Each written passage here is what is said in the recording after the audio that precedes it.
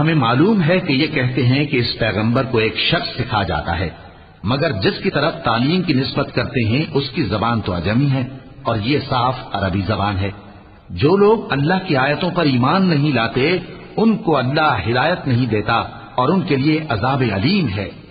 جھوٹ تو وہی لوگ باندھا کرتے ہیں جو اللہ کی آیتوں پر ایمان نہیں لاتے اور وہی جھوٹے ہیں۔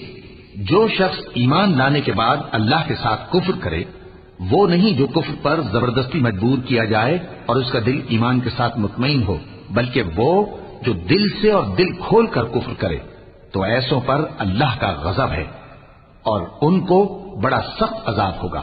یہ اس لیے کہ انہوں نے دنیا کی زندگی کو آخرت کے مقابلے میں عزیز تر رکھا، اور اس لیے کہ اللہ کافر لوگوں کو ہدایت نہیں دیتا۔